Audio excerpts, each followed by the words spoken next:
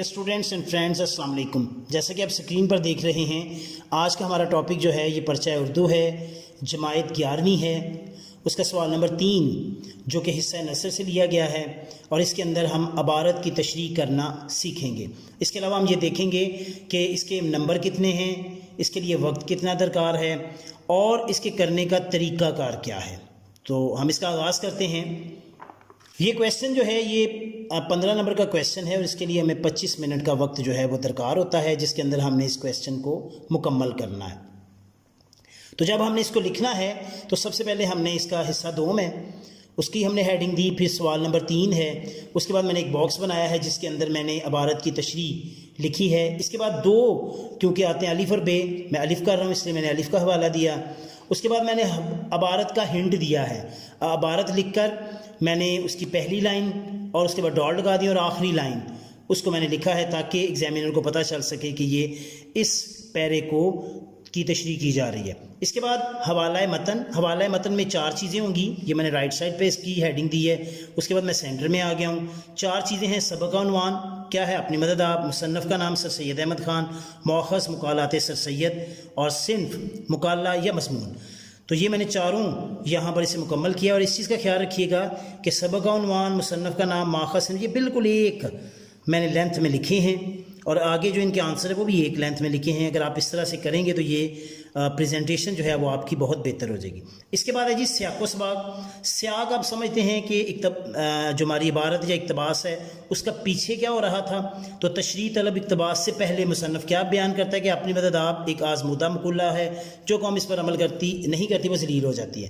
اس کے بعد ہم نے بتانا ہے کہ سباق کیا ہے. سباق میں تشریح طلب اقتباس یا عبارت کے بعد مصنف بیان کرتا ہے کہ اگر ہم قوم کی سچی اگر قوم کی سچی ہمدردی اور خیر خواہی کریں تو یہ ایک معزز قوم بن سکتے ہیں، وغیرہ وغیرہ. تو پھر ہم نے اس عبارت کے بعد کیا ہو رہا ہے وہ ہم نے بیان کرنا ہے. یہ یاد رہے کہ ہمارا سیاق و سباق کم از کم 8 اور زیادہ سے زیادہ 12 لائنوں تک ہونا چاہیے. اس کے بعد ہم نے نیکسٹ ہماری ہیڈنگ ہے تشریح.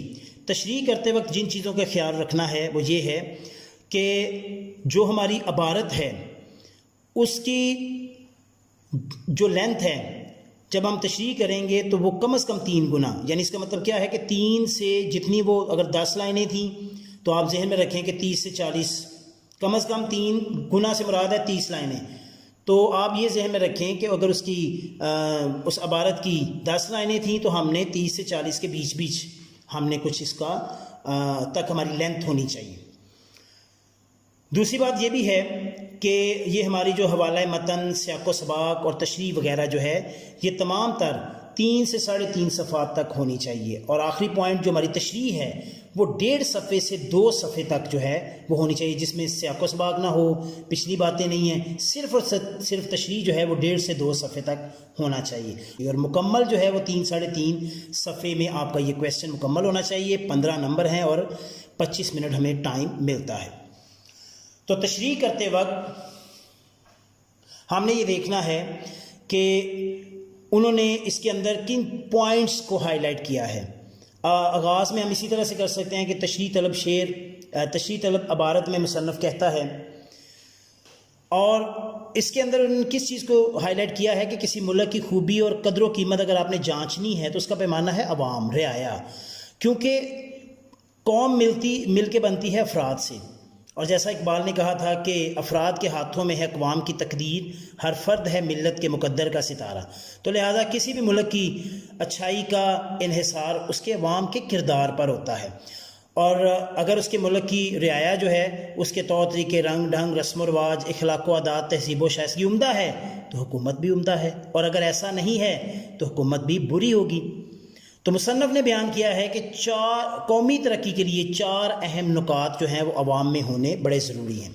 پہلا نکتہ کیا ہے کہ انفرادی لحاظ سے محنتی ہوں. بھائی جو قوم محنتی نہیں ہوتی وہ ترقی نہیں کرتی. جیسے قرآن میں کہا گیا ہے وَلَيْسَ الْإِنسَانَ إِلَّا مَا سَعَىٰ، کہ انسان کے لیے صرف وہی ہے جس کی کوشش خود اس نے کی. دوسری خوبی کیا ہے، وہ یہ ہے کہ ہر فرد ذاتی عزت کا احساس ہو. جب وہ ذاتی اسے عزت کی فکر ہوگی تو دوسروں کی بھی فکر ہوگی، اور جب سب ایک دوسرے کی عزت کریں گے تو ملک کی بھی عزت. تیسری بات جو خوبی اس نے بیان کی ہے وہ یہ ہے کہ ہر فرد جو ہے وہ ایماندار ہو۔ اب جب ہر کوئی ایمانداری سے کام کرے گا تو قومی ترقی آگے زیادہ سے زیادہ ہوگی۔ چوتھا نقطہ جو انہوں نے بیان کیا ہے قومی ترقی کے لیے وہ یہ ہے کہ شخصی ہمدردی، ایک دوسرے کی درد ہونا چاہیے اور ایک دوسرے کے لیے کام کرنا چاہیے، ایک دوسرے کے دکھ درد میں شامل ہونا چاہیے۔ اور بقول شاعر، انسان کو انسان سے گر پیار نہیں، انسان ہی کہلانے کا حقدار نہیں۔ تو مصنف نے جو اوصاف بیان کیے ہیں دراصل کسی قوم کی ترقی کے اسباب ہیں جن کو بروئے کار لا کر قوم ترقی کر سکتی ہے۔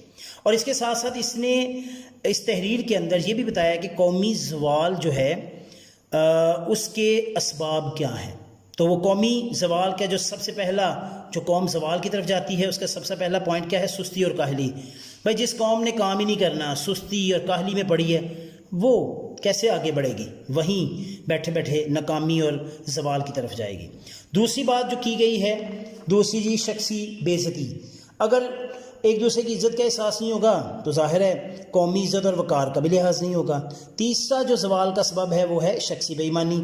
اگر افراد بے ایمان ہوں گے تو ظاہر ہے اپنی ذمہ داریوں کو آسان طریقے سے نہیں کریں گے اور جس سے کیا ہوگا؟ قومی زوال کی بنیاد ثابت ہو جائے گی۔ اسی طرح چوتھی شخصی خود غرضی ہے۔ تو خود غرض قوم انسانی ہمدردی سے محروم ہوتی ہے، اسے صرف اپنی فکر ہوتی ہے، اس لیے معاشرہ قوم ترقی نہیں کرتی۔ اور آخری بات زوال کیا ہے کہ ذاتی برائیاں۔